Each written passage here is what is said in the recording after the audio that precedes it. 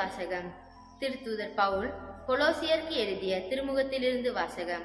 அதிகாரம் 1, இறை வார்த்தைகள் 9-14 முடிய. சகோதர சகோதரிகளே, நீங்கள் நற்செய்தியை ஏற்றுக்கொண்ட நாள் முதல் உங்களுக்காக தவறாமல் இறைவனிடம் வேண்டி இவ்வாறு அவரிடம் கேட்டுக்கொள்கின்றோம். நீங்கள் முழு ஞானத்தையும் ஆவிக்குரிய அறிவு திறனையும் பெற்று கடவுளின் திருவுளத்தை பற்றிய அறிவை நிறைவாக அடைய வேண்டும். நீங்கள் அனைத்திலும் ஆண்டவருக்கு உகந்தவற்றை செய்து அவருக்கு ஏற்புடையவராய் நடந்து கொள்ள வேண்டும். நீங்கள் பயன் தரும் நற்செயல்கள் அனைத்தும் செய்து கடவுளை பற்றிய அறிவில் வளர வேண்டும். நீங்கள் முழு மன உறுதியோடும் பொறுமையோடும் இருக்குமாறு தம் மாட்சிமிகு ஆற்றலுக்கு ஏற்ப தம் வல்லமையால் அவர் உங்களுக்கு வலுவூட்ட வேண்டும். மகிழ்ச்சியோடு தந்தையாம் கடவுளுக்கு நன்றி செலுத்துங்கள். அவர் இறை மக்களுக்கான ஒளிமயமான உரிமை பேச்சில் பங்கு பெற உங்களை தகுதியுள்ளவர்கள் ஆக்கியுள்ளார். அவரே இருளில் அதிகாரத்தில் இருந்து நம்மை விடுவித்து தம் அன்பார்ந்த மகன் ஆட்சிக்கு உட்படுத்தினார். அம்மகனால் தான் நாம் பாவ மன்னிப்பாகிய மீட்பை பெறுகின்றோம். ஆண்டவரின் அருள்வாக்கு. இறைவனுக்கு நன்றி. புனித லூக்கா எழுதிய தூய நற்செய்தியிலிருந்து வாசகம். அதிகாரம் 5, இறை வார்த்தைகள் 1-11 முடிய. அக்காலத்தில் இயேசு கெனசரேத்து ஏரிக்கரையில் நின்று கொண்டிருந்தார். திரளான மக்கள் இறை வார்த்தையை கேட்பதற்கு அவரை நெருங்கி கொண்டிருந்தனர். அப்போது ஏரிக்கரையில் 2 படகுகள் நிற்க கண்டார். மீனவர் படகை விட்டு இறங்கி வலையை அலசி கொண்டிருந்தனர். அப்படகுகளுள் ஒன்று சீமோனுடையது. அதில் இயேசு ஏறினார். அவர் கரையில் இருந்து அதை சற்றே தள்ளும்படி அவரிடம் கேட்டுக்கொண்டு படகில் அமர்ந்தவாறே மக்கள் கூட்டத்திற்கு கற்பித்தார். அவர் பேசி முடித்த பின்பு சீமோனை நோக்கி, ஆழத்தில் தள்ளி கொண்டு போய் மீன் பிடிக்க உங்கள் வலைகளை போடுங்கள் என்றார். சீமோன் மறுமொழியாக, ஐயா, இரவு முழுவதும் நாங்கள் பாடுபட்டு உழைத்து ஒன்றும் கிடைக்கவில்லை. ஆயினும் உமது சொற்படியே வலையை போடுகின்றேன் என்றார். அப்படியே அவர் செய்து பெருந்திரளான மீன்களை பிடித்தார்கள். வலைகள் கிளிய தொடங்கவே மற்ற படகில் இருந்து தங்கள் கூட்டாளிகளுக்கு சைகை காட்டி துணைக்கு வருமாறு அழைத்தார்கள். அவர்களும் வந்து 2 படகுகளையும் மீன்களாய் நிரப்பினர்.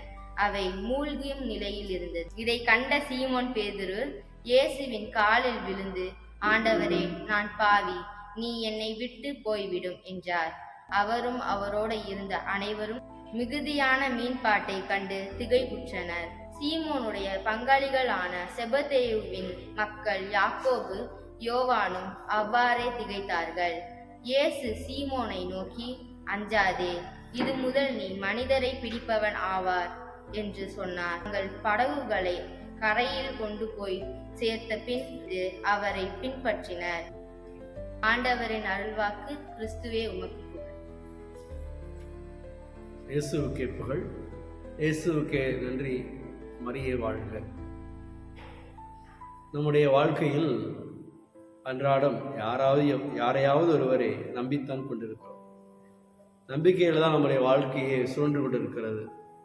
நம்பிக்கை மட்டும் நம்ம வாழ்க்கையில் இல்லைன்னா நம்முடைய வாழ்க்கை என்னைக்கோ முடிஞ்சு போயிருக்கும். சின்ன பிள்ளையா இருக்கும் பொழுது அம்மா அப்பாவை நம்புகிறோம். அதுக்கப்புறம் ஸ்கூலுக்கு போகிறோம். ஆசிரியர்கள், வகுப்பு தோழர்கள் எல்லாரையுமே நம்புகிறோம். நமக்கென்று தோழர்கள் தோழிகள் வருகிற பொழுது அவர்களை நம்புகிறோம். இப்படி நம்முடைய வாழ்க்கை தொடக்கம் முதல் இறுதி வரை யாரையாவது ஒருவரை நம்பித்தான் இந்த வாழ்க்கை கடந்து போய் கொண்டிருக்கிறது. இந்த நற்செய்தியில இரவு முழுவதும் பாடுபட்டு உழைக்கிற சிலர்கள் ஆண்டவர் இயேசுடைய ஒரே ஒரு வார்த்தையை நம்புறாங்க. நம்பி வலைகளை போடுறாங்க. அங்கே மிகுதியான மீன்பாடு அவர்களுக்கு கிடைக்க பெறுகிறது. உண்மையிலேயே ஒரு நொடி அவங்க யோசித்து பார்த்துருக்கலாம், போடலாமா போக வேணாமா அப்படிங்கிற எண்ணம் கூட அவங்களுக்கு வந்திருக்கலாம். ஆனால் அவங்க இறுதியில் ஆண்டவர் இயேசுடைய வார்த்தையில் நம்பிக்கை வச்சிருந்ததுனால அவங்களால மிகுதியான மீட்பாட்டை பிடிக்க முடிந்தது. நம்முடைய வாழ்க்கையிலும் கூட ஆண்டவர் இயேசுவை இறுக பற்றி பிடித்துக் கொள்வோம். அவர் மீது நம்பிக்கை வைப்போம். நம்பிக்கை யார் மட்டும் இருந்தால் உதிர்ந்த பூக்கள் எல்லாம் ஒன்றாக ஒட்டி கொள்ளும் அப்படிங்கிற வார்த்தையெல்லாம் நம்ம கேட்டிருக்கிறோம்.